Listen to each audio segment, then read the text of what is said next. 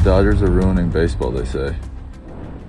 Well, coming from somebody who's been in that locker room, they're doing the opposite of ruining baseball. They're actually making it better, at least for the players. I played for a lot of enormous teams. The Yankees, the Tigers, the Braves, the Dodgers, and the Cubs. Pitched for all of them in the big leagues. Sat in all their pitchers' meetings. The Dodgers do it the best, man.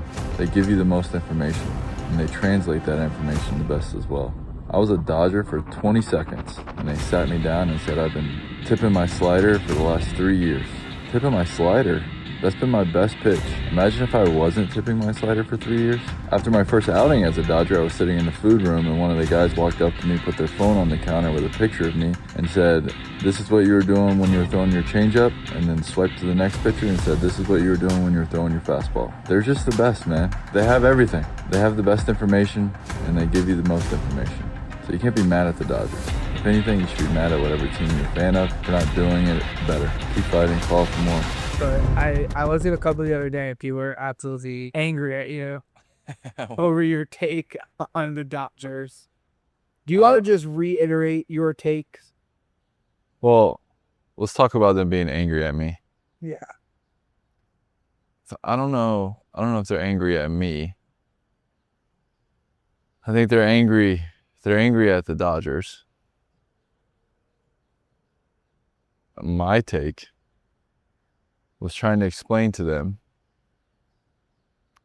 that if you do everything right, if you're better than everybody at everything, then your product is going to be better. Therefore, you're probably going to make more money. If you're making more money, then you're able to afford a better product. I don't know if that's how I explained it in the video. That's what I was trying to imply. Now, I'm sure there are some teams that just have more money than other teams based off of who owns the teams and what else they own or how they made their money. I understand.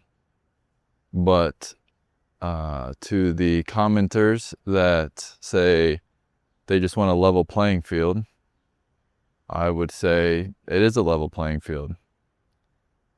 That's like saying life is not a level playing field. It's like some people are born into better situations than others, but the field that we're playing on is the same. It's the same thing. I believe, based off of my personal experience, that they just do everything better there. So, is it a coincidence that the same team that is buying championships is also the team that's doing everything better than everybody else? I don't know. I mean, if you believe in coincidences. But to me, there's no coincidences, you know. But they're upset. Basically, Scooble has been, and every time I say his name, I feel like I'm pronouncing it wrong. So if I am, and you're watching this, I apologize. But I say Scooble. Hopefully that's the right way to pronounce it. But he's been the best pitcher in baseball for at least 2 years, if not longer. He's been a Tiger his whole career. As his career took off, so kind of did the Tigers as far as success. Obviously, I have a soft spot in my heart for Detroit. It's where I spent most of my time in the big leagues. So I was paying attention, I was watching. And it just felt like he was the guy. Like it felt like he was the new Verlander. He was the guy that the city was rallying behind. He was the guy that you wanted to have the ball in the World Series. Just got to get there, you know? And then there was talks about maybe getting some extensions or some extension talks. I don't know if those talks ever happened or if they didn't go very well or whatever, but they never extended him. It's like, all right, that's fine. He's going to make it to free agency, so they'll have their chance then, but it's going to be much tougher then, you know? And then fast forward to this offseason, they tried to put some guys around him, obviously, and they signed some, they put some money out there and they signed some big names. And fast forward till now, they trade him away.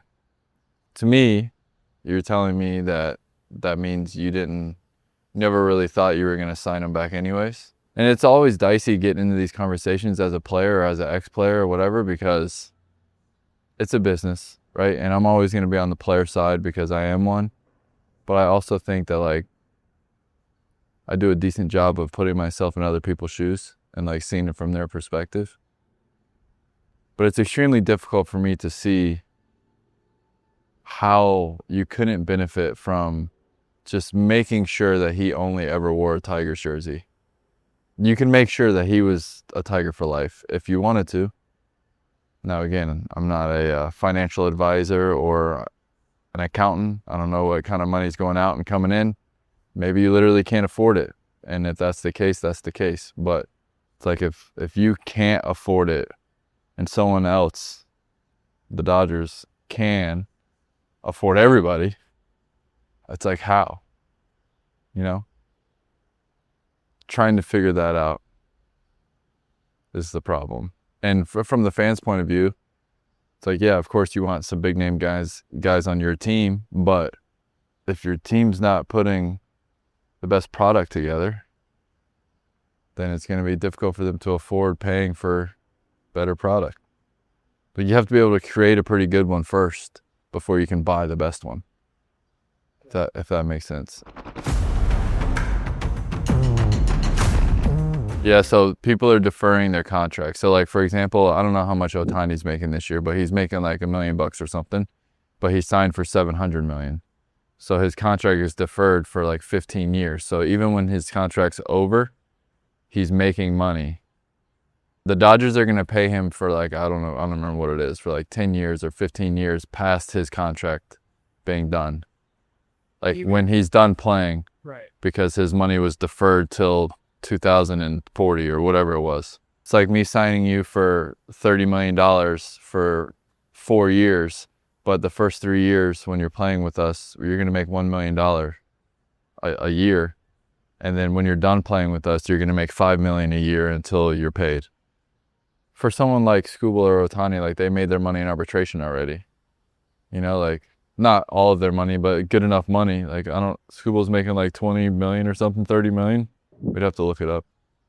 But he's making over 20 million this year. So, like, he's going to be okay for a while. So he can afford some deferred money if he needs to. I don't fully understand the deferred money thing because, let's say I own the Pirates and I sign whoever, Barry Bonds, to a 10-year contract and I defer his money for 15 years. But in 6 years, I sell the team. Now what? Whoever comes in has to carry that contract out for the first 20 years that they own the team. So, like, I don't fully understand how it's even possible, but it's possible. Like, it's not a rule where only the Dodgers can do it. Right. Anybody can do it. How many times in your life have you wished you were in a pitching lab so you can get the data?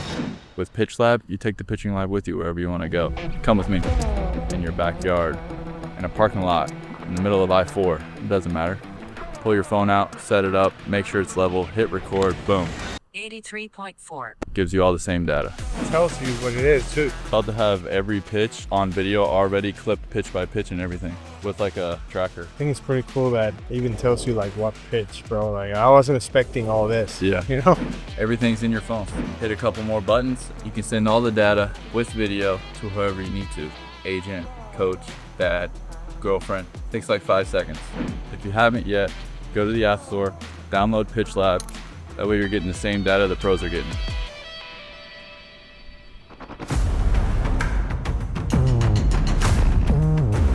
Yeah, because they do everything better than everybody.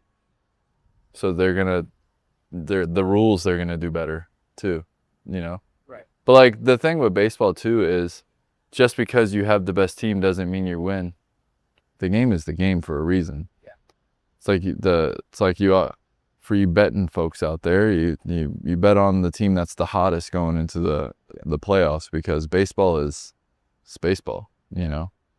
So they definitely have the best chance consistently to be in the World Series, but that doesn't mean they're gonna be. They got the fastest horse in the race, but anything can happen once the gates open. There's a lot of other horses out there on the track. Yeah. It's a very interesting thing. And what else is interesting that people don't talk about too is like Casey Mize got traded as well. And Skubal, I don't know if he got the loss, but the Dodgers lost his first start. And then Casey Mize got traded to the Padres. And I don't think he had a very good start. He went a couple innings. But what people don't realize is when you get traded mid-season like that, like, you got to understand as a pitcher, you've been working with this catcher at minimum the whole season. Most of the time for a couple seasons.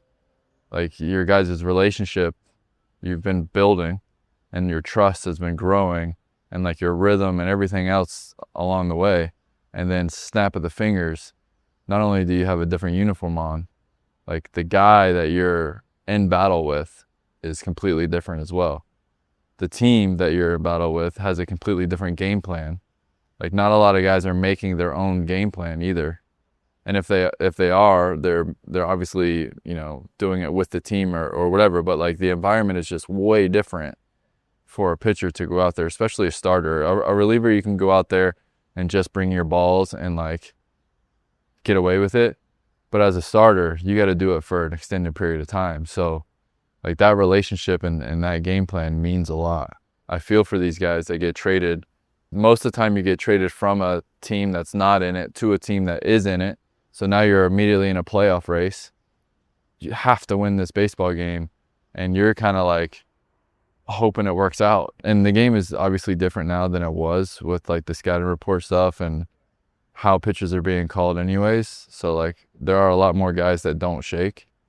But it's still different. Like just it being a different person back there, the dynamic between you and the catcher is a major part of your success or your failures. Again, he's much different than me as far as like, they've been talking about him in sports media for 2 years because he won the Cy Young. And where's he going to go? And are the Tigers going to sign him? And is he going to be a Dodger? Is he going to be a Yankee? Like, who's going to sign him in his free agent year? Are the Tigers going to extend him? Is they going to trade him? Like, this guy's being talked about all day, every day for the last year at least. But then you get traded to a team that's in first place. You're the guy. You're the new guy, but you're the guy. And like the whole world just expects you to go be great, and now they're great, and now they win. You know? And so there's a lot of pressure with that. He's already had a lot of pressure because of how much they talk about him already. He's the best in baseball. So, and don't forget, he also was just injured. He had some kind of elbow procedure, with like small surgery, where he had to take a couple weeks off. I really have no idea what it was, but I'm pretty sure he had some kind of small surgery during the season and came back fast, and then came back and was still good, and now he's a Dodger. There's a lot of pressure involved. Like when I got traded to Atlanta, I was feeling the pressure, and I was nowhere near Skubal, you know, like not even close. I was feeling tremendous pressure, not only to win, but like from family and friends and just everything. Like, this is the kind of stuff you dream of. You're in last place, you get traded to a team that's in first place, huge name, huge team. Like, this is your chance to make a name for yourself, whatever. Again, it's different for him than for myself because he's won 2 Cy Youngs already. So like everybody knows who he is. Not everybody knew who I was. So like for me, I was trying to still prove myself, and like now's my time. And then I show up and I'm playing for the team I rooted for as a child, and now I stink, you know. So that was not how I drew it up exactly.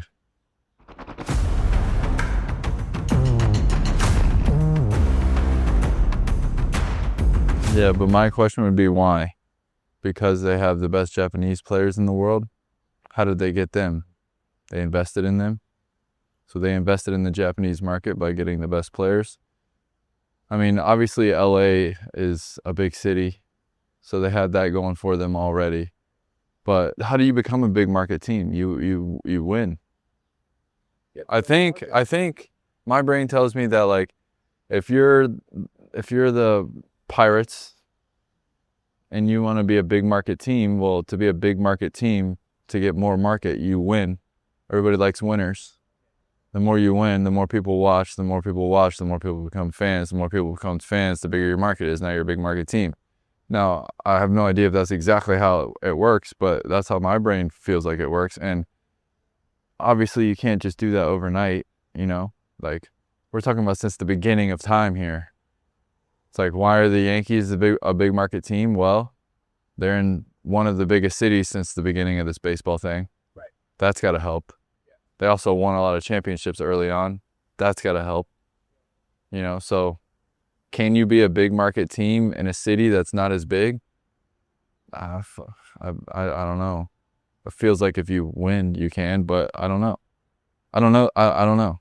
I have no idea. But again, like, also LA is on that side of the world, you know, so that helps. But you want to talk about big market team, like, okay, what about the Blue Jays? They're the only team in the country. That's got to be a pretty big market. Yeah. You know, and they couldn't afford to get Bichette back. It's like, you know, maybe they could, and Bichette just didn't want to go there. I don't know, but that big market. What makes it a big market team? Literally the amount of people that watch the games? Right. Or is it the population in which the team's city is? I don't know. I don't know the answer to that question. That's above my pay grade. I'm just a ball player, man. Yeah, I just put on my cleats and I go out there and try to get them out when they let me. I think before you could answer that question of is salary cap the answer, I think we need to figure out what is the problem. I think we're having a very difficult time pointing out the issue, because if the issue is just we want teams to have big name players spread out across the league, well then figure out a way to have players that are all-stars not be able to leave their that team, but still get paid for their accomplishments. You know, I don't know. So is that the problem? They want big names everywhere?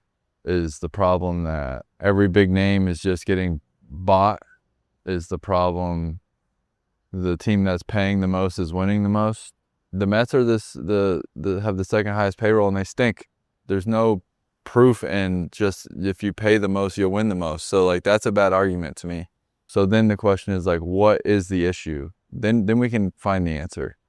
I don't understand the question. Like, I don't understand the problem that much. I understand Detroit fans are upset. They want Skubal here. And I appreciate that and I understand that. So how do you keep them here? I don't know. I don't know the answer to that question. Nobody cares about the lions at the circus. The owner of the circus is in it for the best interests of him, not the lions.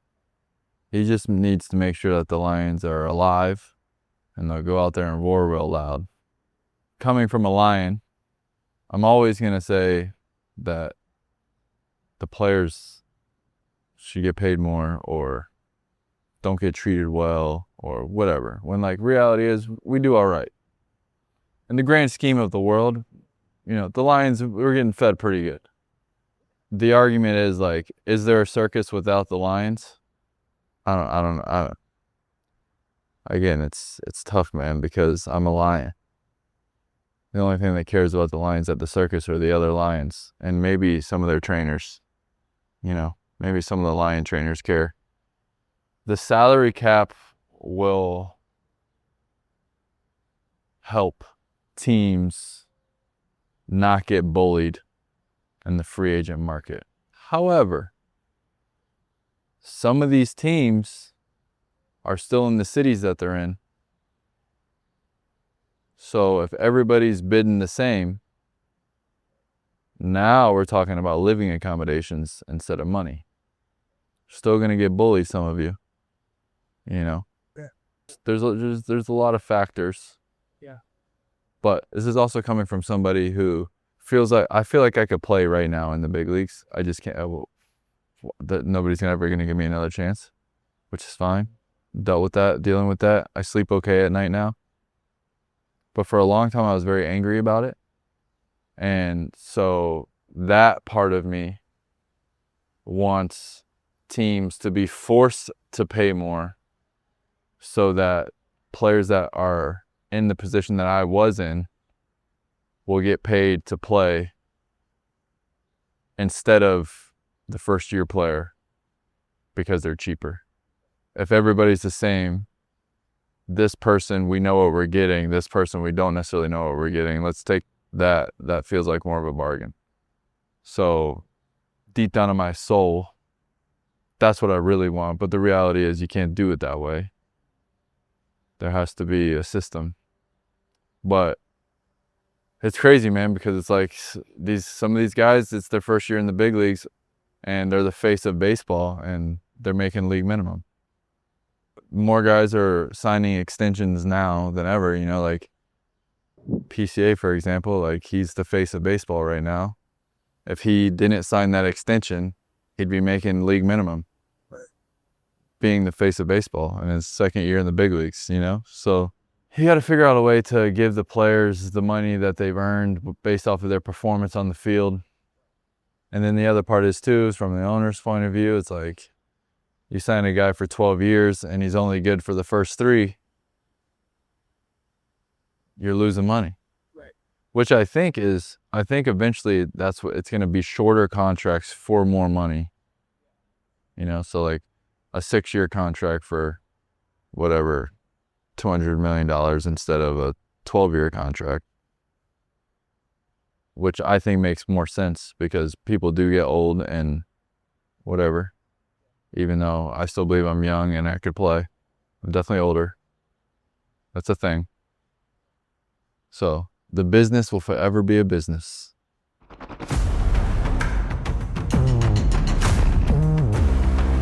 No, it's the David and Goliath. You know, like, I think if anything, and I tried to explain this before, it's like if anything, they have a target on their back.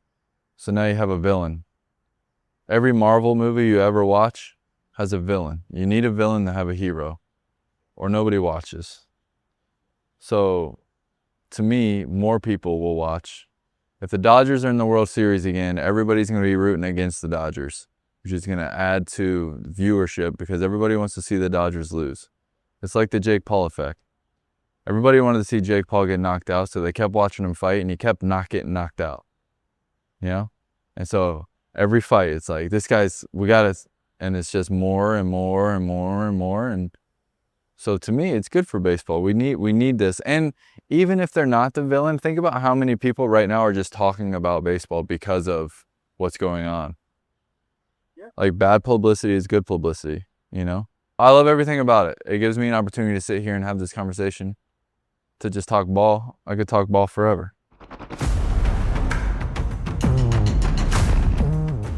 No. They could be average. They won't be bad. Because even their young guys that they have to count on, like when guys get hurt or whatever, they're all good. Yeah. Like, you turn on a game in the middle of the summer and it's like, I haven't heard of any of these guys, and you look at their numbers and you're like, well, shit. Yeah. You know, like, it's like every young player that you got to count on is good. So they develop their players well. They communicate the best information. They have the best information.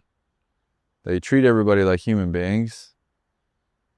You know, the veterans that they have in the clubhouse are good people who also treat the young guys like human beings. So there's less pressure there, which is easier to perform. Like, they do a good job. They do a really good job. I've been in a lot of locker rooms, and they do the best job that I've seen with my own 2 eyes, with the information that's provided and translated, and the support for the players and the conversations that they have, and the honesty and the transparency that they have with the players was the best that I experienced during my time there. Things could have changed anywhere else. It could have changed there. But when I was there, that was the best I had seen it done. Yeah, I would love to work for the Dodgers as a coach. I would love to be a part of that. Yeah. What they're doing. It's good. I mean, the Yankees are good. Don't get me wrong. Yeah. There's other teams that do good shit. Yeah. The Yankees do some good stuff too. They will always do good stuff. you know, and the Braves and the Cubs and the Tigers, they didn't do things bad all the time. You know, like they also did a lot of good things. The Dodgers was just like, it was a 10 out of 10 across the board for me when I was there. And I had already experienced all the other ones pretty much, except for the Cubs. So, you know, when I got there, it was like, oh, this makes sense. This is why. You know, it was like an aha moment.